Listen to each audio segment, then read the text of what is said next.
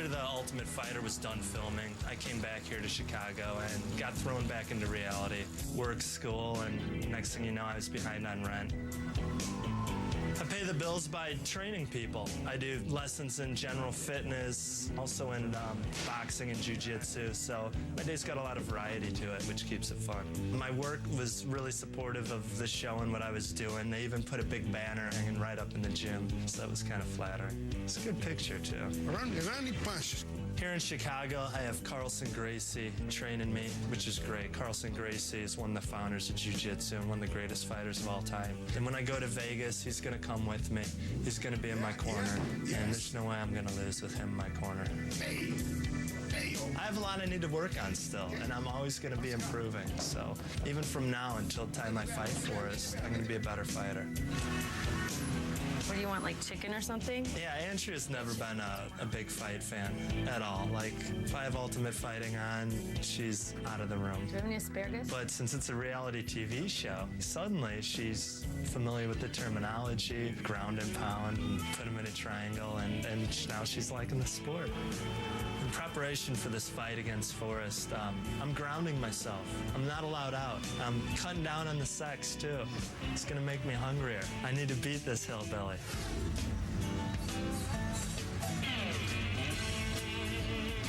When the show concluded and we were free to go, I got drunk a bunch. That was fun. I watched a lot of quality television. I drank some more. I did other stuff too, but I don't really remember. Then I started thinking, hey, you know, I do have a fight coming up. I should maybe get in shape for that. I moved back to Athens for one reason only, just to train. Just because the hardcore gym's here. You know, my buddies Adam and Rory Singer, my coaches. Where's the doctor? So I'd like to thank them, because without them, I probably would have actually gone to law school, you know, be a police lieutenant or something somewhere, have a beautiful wife, kid, white picket fence. But thanks to Adam and Rory, I live in Rory's living room on just a mattress, and I don't have medical insurance, and I get beat up for a living. The first time I'd ever seen grappling, I just immediately fell in love with it. A good fight is unbelievable. I mean, it really is the thing of beauty, and to be involved in that is great. When I think of what I want in my life, the first thing that comes to mind is I want to win a fight in the UFC. And the only thing standing between me and the UFC contract is Stephan Bonnar. I'm excited to fight Forrest. I'm excited to prepare. I'm loving it, just preparing for the fight and training. I'm enjoying it. It's fun for me. It's the most fun you could have, right? Without going to jail. That's right. I don't mind getting hit in the face, you know? If there's a little blood, you know, people like a little blood. It makes it interesting. I love having black eyes and stuff, you know? It's sporty. It's a good conversation starter. Forrest, yeah, I'm going to be looking to punch him. I'm going to be looking to knock him out. He's going to be looking to punch me, to throw his knees. It'll probably go to the ground. I always go for submissions. And I know he doesn't mind getting hit. He kind of likes it, actually. So, I mean, I'm going to punch him, and he's going to smile at me. I know that, so it's not going to take me out of my game. And if I land a big one, then, you know, lights out. My plan is to go out there and get hit in the mouth and figure it out from there, you know? I like to get a nice little pop in the beginning of the fight, which I'm sure he won't have a problem giving me. And it just kind of wakes you up. You're like, oh, I'm in a fight. That's right. I should do something. I should fight. It's going to be everywhere. We're going to fight all over the octagon. And it's going to be a brawl. It's going to be a war. It's going to be an exciting fight. I know he's going to be ready. And I know I'm going to be ready. So it should be good.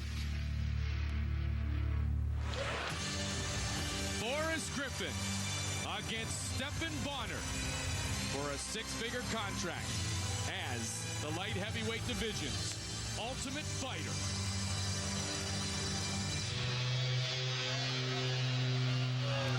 What an interesting character this guy is.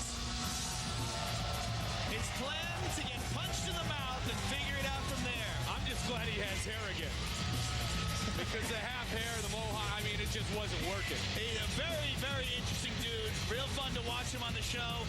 Very well-rounded fighter, as the description shows. He's got excellent strikes, great takedowns, warrior spirit, determination. He's an intelligent guy. He really enjoys the physical combat aspect of it. He enjoys fighting. He likes getting in there. He doesn't mind getting cut. He likes to bang. He's got incredible endurance. Diligent worker. This is a very evenly matched fight between these two guys. Interesting that Forrest Griffin Griffin the entire time was part of Chuck Liddell's team. He said about the entire experience, Staying in the house, not being able to watch television, he said, I was thinking at least in prison they have work release. Well, work release for these guys was going and pounding each other inside the octagon at the UFC Training Center. Well, we've seen in the earlier fight with Diego, these guys have gotten to know each other so well from working together. That's another interesting point of it. They know all their strengths, all their weaknesses, and they know each other as humans better than any fighters have ever known each other before. Living in a house together, dealing with each other's personality quirks, seeing how each other train in the gym and at what limit they'll break. This is a fascinating character study on these two guys as well as a great fight. He has a wide open and reckless style. Beat Sam Hoger in the semifinals, and now Forrest Griffin is one victory away from becoming the Ultimate Fighter. You're talking about a guy who got his arm broke and knocked the guy out with his other arm. If you look at his hand, if you look at Forrest Griffin's left arm, he's got a huge bump in his left forearm. And that's because the guy snapped his arm in an arm bar, and instead of tapping, he knocked him out with his right hand. That's a tough dude. That is a seriously tough dude, as Forrest Griffin is set for his brightest moment here on his largest stage.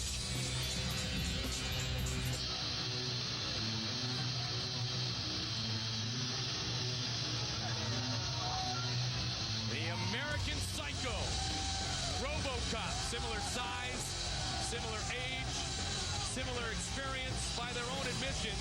This is a battle of mirror images. Both men relished the confrontation.